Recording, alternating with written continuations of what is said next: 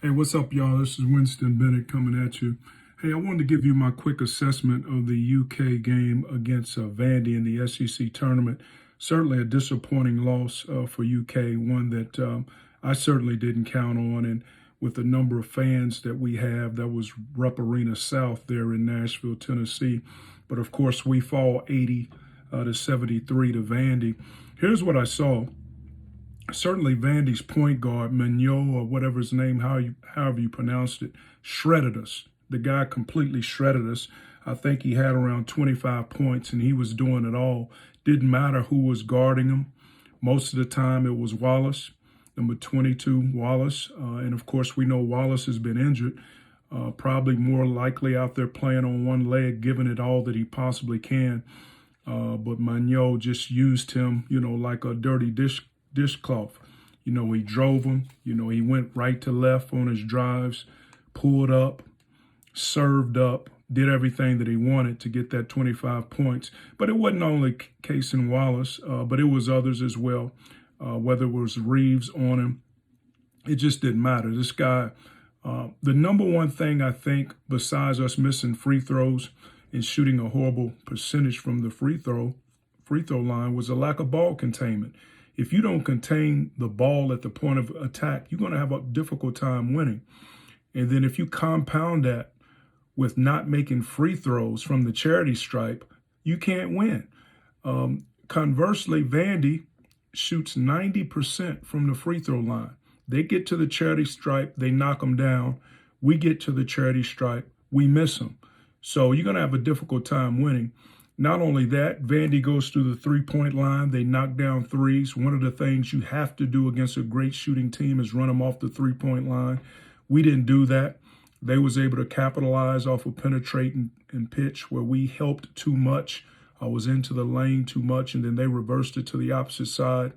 And our closeouts just wasn't there on the shooters. You got to run them off the line, make them drivers and not three-point shooters.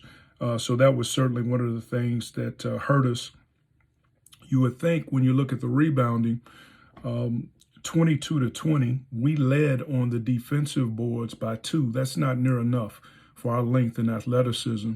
Conversely, when you look at the offensive rebounding, we had 21 offensive rebounds. They only had 6. If you just look at that, the misconception would be Kentucky killed them. But that just was not the case because we didn't knock down 3 free throws. We could have won the game basically off of free throws. We shoot 55% from the free throw line. They shoot 90% from the free throw line. They shoot 23 throws. We shoot 23 throws. But they knocked down 18 of 20. We knocked down 11 of 20. So that's where the game was lost right there. So those are some correctable errors. While I know that we all lament after a loss, I don't know how much Kyle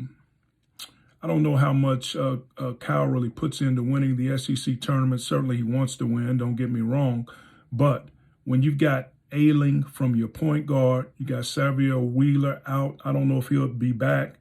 You got Case and Wallace that's playing on one leg. You got Frederick, the shooter. He's out there, can't even breathe. He's out there with, a mechanism around his waist. So certainly whoever he's guarding, that's a blow by. So you got a lot of injuries on Kentucky's team, and that's no excuse. Give Stackhouse and his staff and his players all the credit. They deserve it. They played a well of a game. They beat us at Rupp. Now they beat us at what I call Rupp Arena South down in Nashville. So hopefully they get that tournament bid. Well deserved. Again, big up to Vandy and the job that they've done. Excellent job. Excellent job.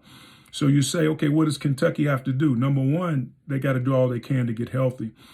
Hopefully by them bowing out, and I hate to say that, but by losing this early, that'll give them a day or two of extra rest and, hopefully to help those guys heal. But secondly, there's some people that has to play a major role in this. Toppin, number one, he has to play at his greatest. He's got to play with confidence. He's got too much athletic ability to just be a subservient player. He's got to step up. The other person that's got to step up is number 24, and I can't think of his name right off the top of my head. But he can't just be out there. He's got to give them something.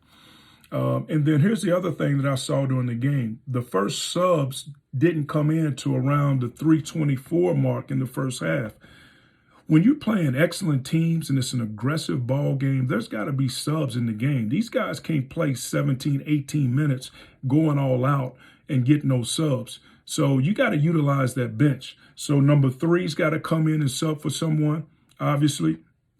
And here's another one. The big, long 6'9" kid, number 4, and I forget what his name is. He's long and athletic.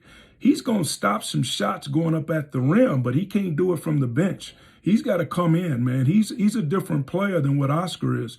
Oscar's not going to block too many shots. He's going to get you all the rebounds in the world, but sometimes you need some aggravation at the rim where teams don't just drive it on you.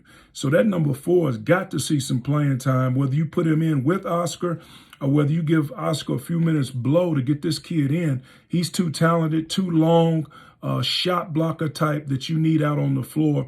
And then again, as I said, number 3's got to come in and give some blow to somebody, if it's not just for a minute, to give these guys a quick blow. So the hope is this will give our kids an opportunity to get healthy. That's the main thing. Frederick's got to get healthy. Cason Wallace has got to be, healthier, because a lot of the blow-bys came against him. But at the same time, the kid played with all his heart. So I'm certainly not criticizing him.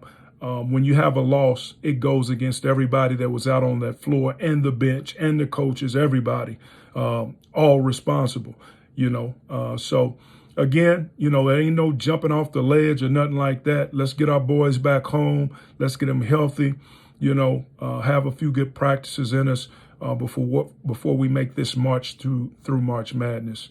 So stay positive. Kids, continue to work hard, man. You guys are doing fine. We'll get that bounce back that we're looking for. Peace out.